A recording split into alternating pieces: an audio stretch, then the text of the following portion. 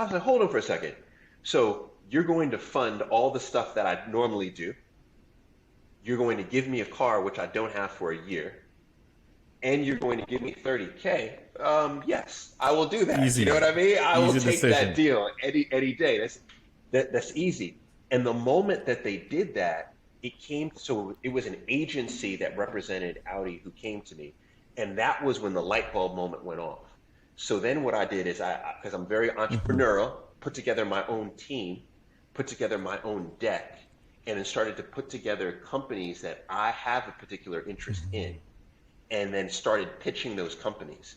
So over the last like 2, 3 years, I'll probably do, I probably do about maybe 100 to 150K in influencer work a year, which is light work, light work. I'm honestly thinking about moving that number to 250 to Hmm. 500 because there's the demand is incredible right now on the part of brands. You know, Family. showcasing, yeah, showcasing an intimate side of you, you Hmm. know. And honestly, I commend you on it because honestly, I don't know if I could do that.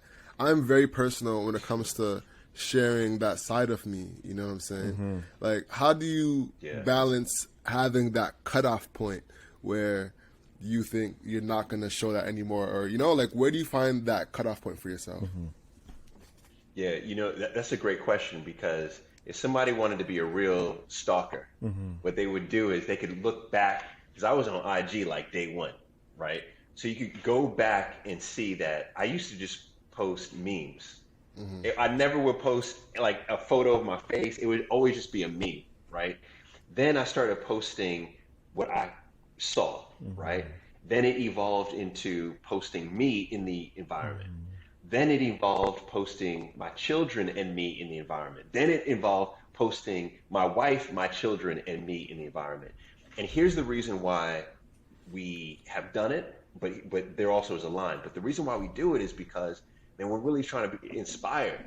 Because I can't tell you how many folks will reach out and say, Paul, like, because like I never thought I could live outside the country, but man, you're doing it. I guess I can. Hmm. Or like, I never thought to go to Ireland for Yeah. vacation. Like, why Ireland? But you're out there. Your kids are loving it. Like, so it's really about inspiration.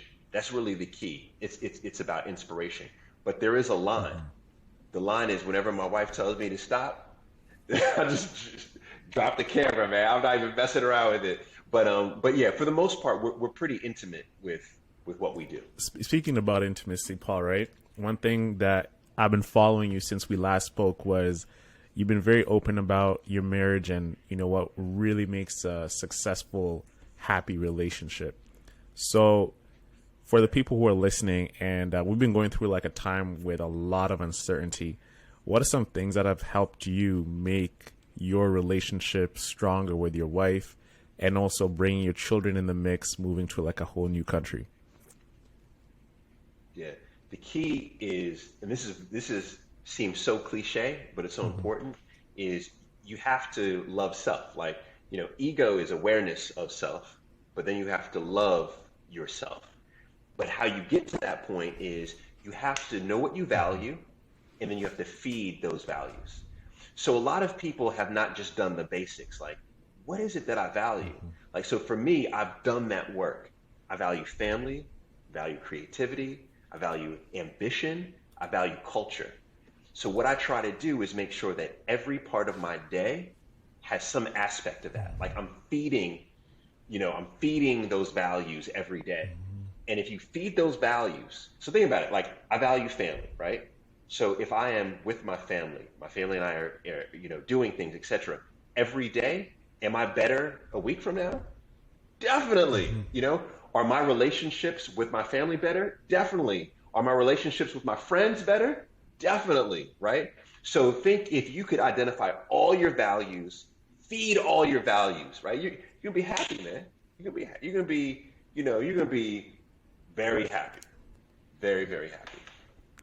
No, Got that's it. so true. So true, man. And And when it comes to like that happiness, how has that been affecting that your kids are starting to go to school? Because that was such an intimate moment that you shared on that really like hit me. It's like, man, that's really special. You know, how has life changed for you? Oh man, I mean, so this is day 4. Wow. So, Oh, it's still so new. but it's still brand new, and this was big because we've been homeschooling them for years, almost 4 years. And so for my youngest, who's 7, he's never really seen the inside of a real school. He's going to like the nursery stuff, but not a real school. So to send them off, to black children from America, from Washington D.C., right, is where they're born, and then send them to a school in London, private school in London, where they have everything is different. Culture, right? The words that they use. My son came home yesterday. He was like, "They don't say eraser. They say Rubber. rubbers." I was like, Yeah. "Rubbers, really? Okay, rubber." They say rubber, yeah. And so everything is completely new. But here's the beauty of that, and here's what I'm learning through them, is that a lot of us think that new and different is scary. Like we see new and different, and we start to back away. Instead, they see new and different, and they lean in. They become curious about it, and that is beautiful to see. It's really beautiful, and it inspires me to live that way. When I see something different or new, lean in, right? Not away.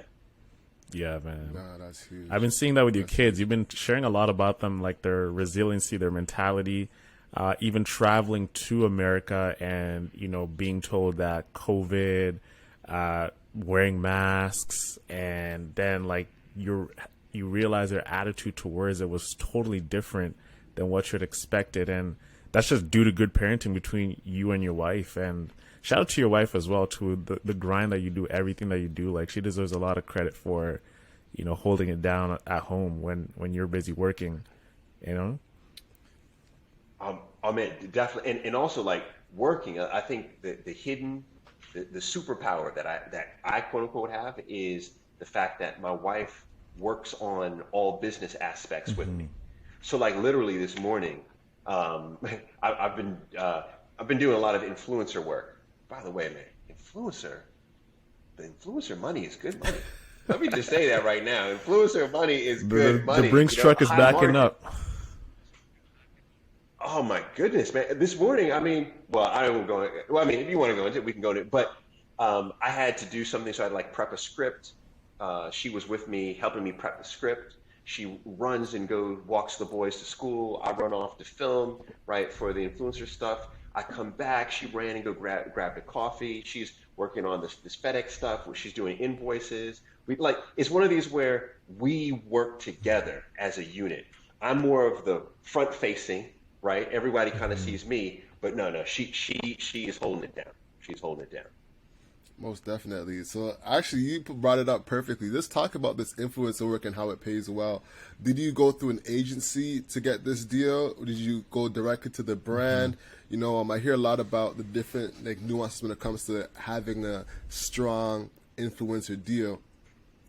Could you walk us through Yeah. some of the details? Of course, I know you don't want to get too deep, but whatever you can share, let's get into it.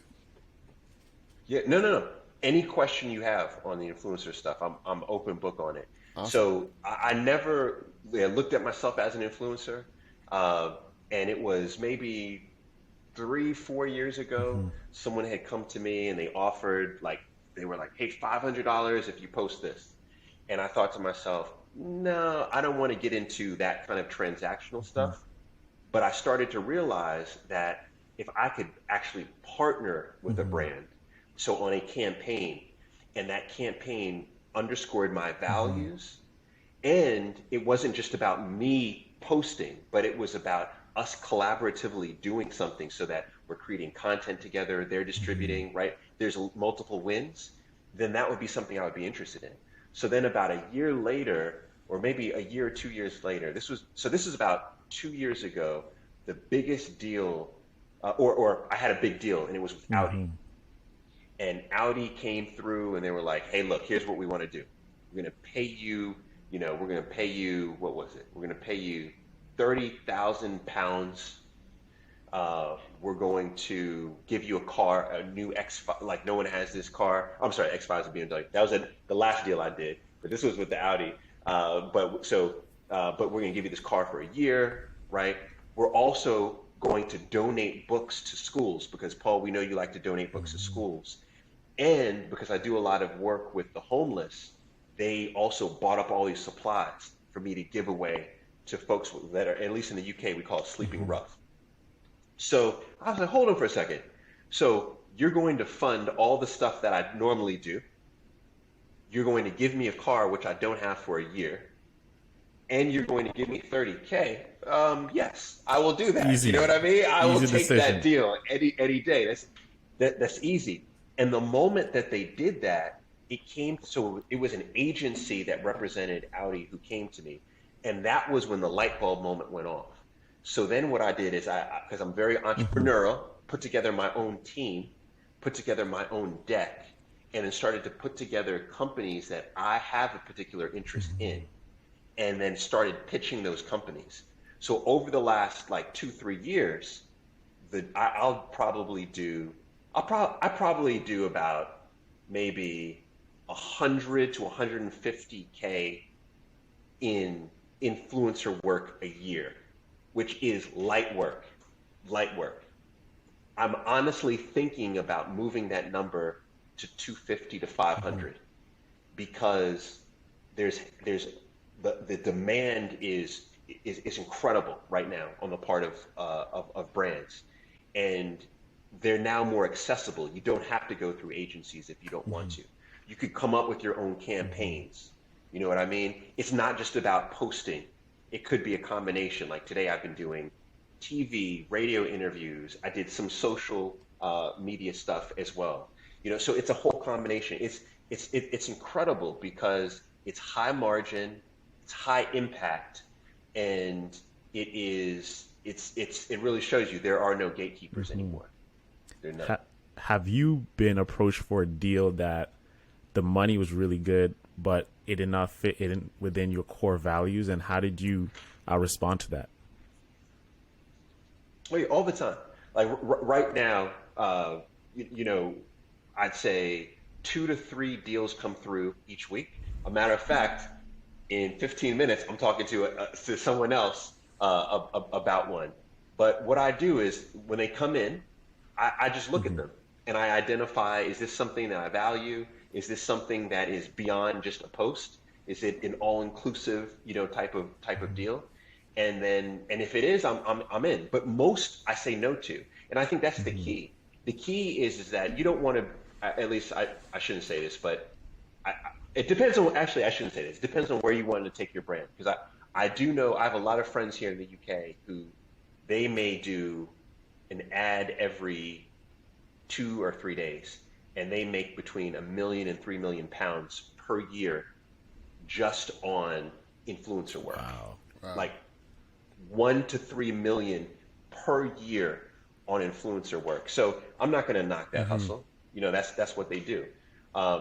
That's not the route I'm trying to take. But yeah, it could be super lucrative. If you say no, if you say yes to everything, it can be super lucrative. Most definitely. And what's been taking up the most time with you in regards to business since we've last spoke? I know Married at First Sight UK has been a big part of the, a lexicon for Paul C. Brunson. But yeah, I would love to get your opinion. What have you been working on, and what do you have coming up next? Yeah, man, so TV, since we last talked, the biggest epiphany I've had is that I spent 10 years doing television work, and it was always a part-time.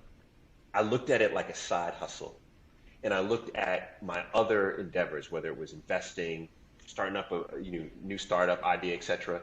I looked at that as my full-time. The biggest epiphany I've had since we last talked was I've now changed those two. I look at television now as a full-time gig. And you know what the biggest lesson for me has been? It is amazing when you set your intention, how successful you could become. Wow. I look back, and this is real talk. You know why I always called TV a part-time? Because I was scared I didn't believe that I can actually be a full time. So that was me basically hedging. I was like, I'm not good enough to be full time, so I'll just say this is my part time, right? I'll just say I do this other stuff, which I did do the other stuff, but I don't. But TV is so hard. I can't say I'm full time, right? But no, I made the intention. I sat down with my wife. I was like, yo, we've been doing this for 10 years, and I have been half-assing it. You know what I mean? What would happen if I really got serious about this thing? And do you know that since then, I now co-host not one, but two of the most popular TV shows here in the UK, that the Married at First Sight is literally been one of the most successful, not one, it's the most successful franchise on this network. I have multiple like TV deals that come in that my manager looks at. It's one of these where when you set your intention, right, it's amazing what could happen. So that's been the biggest, but I'm still doing all of my part-time stuff too. Like I still have the Better with Paul Connect community. I'm still out here consulting. I'm still writing. I am doing influencer work. So I'm not stopping, but TV now has become full time. It's interesting you say intention, right? Because I think when a lot of people think about Paul C. Brunson, like the way you approach your life and the way you live, they will think like you're already an intentional person with everything you do. So it's so refreshing to hear that I was not being intentional with one of the things that I do so great at. And you've worked with one of like the greatest, most prolific TV hosts ever in Oprah, and yet you still did not feel like you're being intentional. So that's refreshing to hear, especially coming from you. Yeah, I know. I appreciate it. I always felt like I was, just faking it, right? And that was in my mind too. Like when I showed up, I would show up like, okay, they're the real talent. I'm just kind of here, right? But now when I show up, I'm like, yo, I'm here. Like, give me the ball and move. The real talent is here. Man, give me the ball. Like, I see Jordan in the back. I'm like, give me the rock. Like, that's what I do. So, yeah, that is what has changed. That is what has changed. Awesome. As we work towards wrapping up, what tips can you leave the entrepreneurs who are in their silos and working away, trying to get to the next stage of their life? Man, I tell you, this is going to sound crazy coming from me because I'm always, you were just saying it, Owen, like I try to be meticulous about stuff. So I'm researched, try to be well-read, try to interview the right people to make sure that they give me the insight. Man, there's no rules to this. I'm here to tell you there are no rules to this game that we call the hustle. There are no rules. You get it any way it comes. Make your own path. If it's not popping for you in Washington, D.C., move to London. You know what I mean? There's no rules to this thing. And I think a lot of us get weighted down by, okay, I got to do this first, then I got to do this, or, oh, this is not the correct way, or, no. There are no rules, right? There are no rules. And that has really been eye-opening and an epiphany for me. Nah, that's huge. I felt that. All right, so last question as we work towards wrapping up. You posted on LinkedIn, is Kanye West a genius? Yeah. I want to get your opinion on that. Donna just dropped. Is Kanye a genius? In your opinion? All right. I'm probably gonna get in trouble with you young folks right here because Kanye dropped, Drake dropped, and I saw so many people talk about how Drake's album was superior, and me, I don't think we can assess art, right? Like we're not, I always say like, who are we to assess like, the artist's work? But for me personally, there's no question. Donda is one of the most exceptional albums I've ever witnessed in my life. As a matter of fact, I play the full album at least 3 times a day. Now, to your question of is Kanye a genius, there's no doubt about it. And when I saw how 47% of people on LinkedIn were like, no, he's not, I was like, no. it's because you're either a hater or you just don't know his resume. Like anybody that knows this man's resume knows he's a genius. Like he's a genius. There's no like. Let me ask you, Alex Owen, is he a genius? 100%. You know what I realized as I was thinking about this? I was gonna say. Oh no. The answer is yes for me. The answer is yes for me. The answer is 100% yes. Okay. I realized something and I was like, holy smokes. I have never seen a Yeezy ad. Never. And who is the only other brand that you've never seen ads for? Tesla. Now, would you say that Elon Musk is a genius? Yes, you would. Yeah, absolutely. Yeah. No question. You know what I'm saying? Yeah, no. There's no question. There's no question. There's no question. Like anybody who knows, it's like, don't even ask me that question. It's a given, you know? man. It's a given. It's not even a question. It's a given. Yeah. Awesome. But most of the world doesn't think that. I was also gonna say, man, like as a huge Drake fan, I was actually so disappointed in this like album. I found like Donda was just artistry. Like, you know, Drake is a superstar, right? He's a superstar. He's a pop star. Like, he is what LeBron is like to music, right? Like, he's gonna like get people talking. He's gonna get people going. But Kanye is that person who's just like, it's art. It's legit. Think about it. Every Kanye album sounds different, from like 808s to Waves to the Yay to College Dropout. It's a different sound. Like Yeezus, he takes it a different level. Drake, for example, I was listening to like Pipe Down, right? I was like, man, this could have been on like Take Care. Like, there's nothing that sounds different from. And I love Drake. I love all the Drake records, but I just wish Drake evolved. I think he's just stagnant. I don't know if he lacks inspiration, but Donda was just so refreshing to hear. And, you know, it's complete. It's night and day between CLB and Donda to me. I tell you, I could do a full. We could talk 2 hours. We can chop it up on this if you really wanted to. But let me just say, I endorse everything you just said. Donda's artistry, it's emotional, and also too is like, so I'll end on this. Because I know Alex is like, hold on, Paul, we got time. Like, we got time. My boys are 7 and 10 years old. Okay, I could play Donda, and they don't yet like, they're not yet on the music scene, right? So they just know about sounds and emotion, right? When they hear music, I play almost any Drake now, and they will not react. I will play anything off of Donda. Actually, I even play like Sunday Service, like anything, and they will react to it. Like they will react to it. They react off of the emotion.